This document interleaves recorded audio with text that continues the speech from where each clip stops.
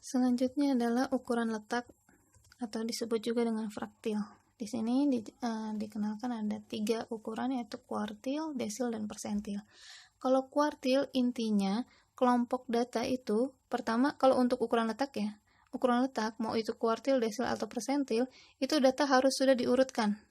Bisa makin besar, bisa makin kecil. Tadi seperti kita mau menentukan median ya, harus diurutkan dulu dari kecil ke besar atau besar ke kecil, tergantung kebutuhan.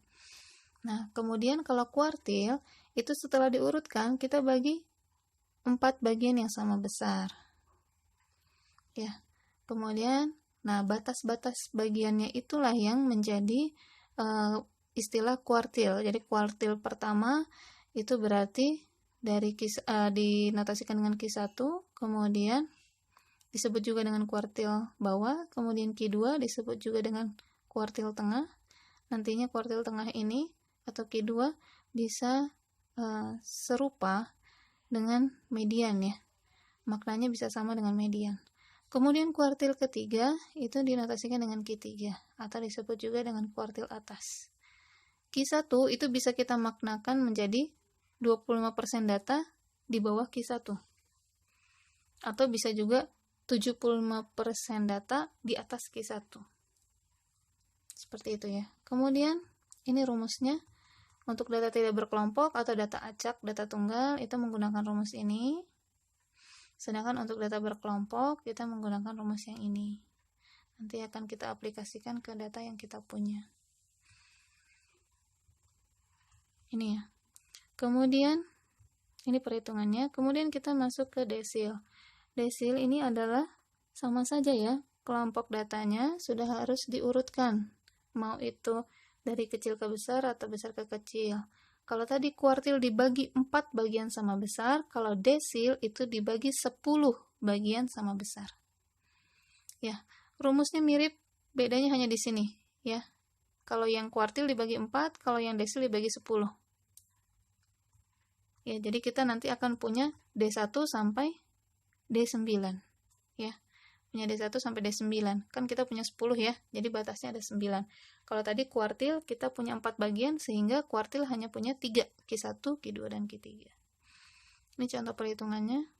Kemudian yang terakhir adalah persentil. Persentil ini berarti sama, datanya sudah diurutkan dulu, kemudian dibagi menjadi 100 bagian yang sama besar. Ini biasanya untuk data besar ya, misalnya sekian ribu dan seterusnya, itu mau kita ukur letaknya. Jadi kalau persentil itu dibagi 100 bagian yang sama besar. Otomatis persentil kita punya dari 1 sampai 99.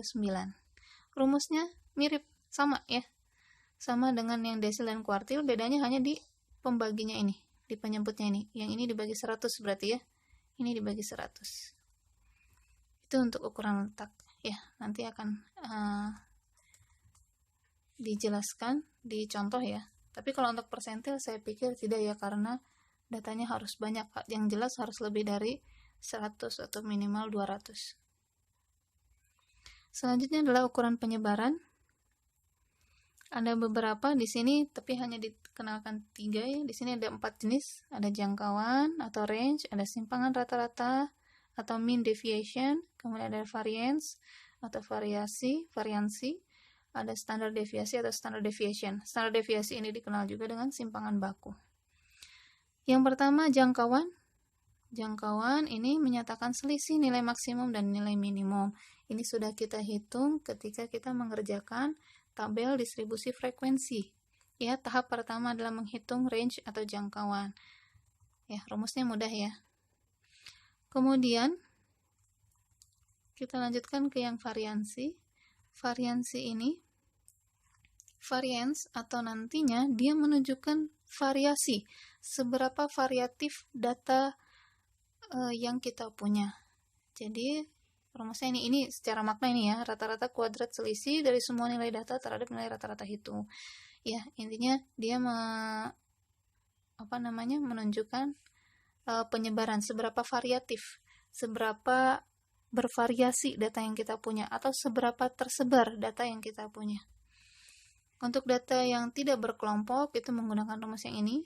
ini sama saja ya, rumus hanya beda pendekatan. Mungkin kalaupun kita hitung nanti hasilnya hanya beda-beda tipis ya. Nanti boleh kita akan menggunakan rumus yang ini misalnya, yang lebih simple ya. Kemudian untuk yang data acak, untuk yang data berkelompok, ini rumusnya boleh juga menggunakan yang ini. Ya, jangan lupa untuk variansi itu dinotasikan dengan S kuadrat. Ya, S kuadrat. Jadi rumusnya adalah ini, nanti masing-masing data XI ya, lebih tepatnya nilai tengah itu dikurangi rata-rata dari data yang kita punya. Kemudian masing-masing dikuadratkan, kemudian terakhir di total, dan kemudian dibagi N dikurangi 1. Sama juga yang data berkelompok. Seperti itu ya. Sedangkan untuk yang standar deviasi, intinya adalah akar dari variansi, akar pangkat 2 dari variansi. Disebut juga dengan simpangan baku. Jadi rumusnya adalah ini, akar dari, ini adalah perhitungan variansi. Jadi nanti enaknya kalau misalnya ada soal disuruh menghitung standar deviasi, kita hitung dulu ya variansinya, kemudian untuk mendapatkan standar deviasi tinggal diakarkan hasilnya. Selesai sampai situ ya, jadi tidak perlu menggunakan rumus lagi ya.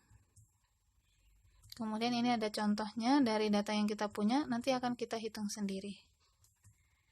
Baik, terima kasih. Assalamualaikum warahmatullahi wabarakatuh.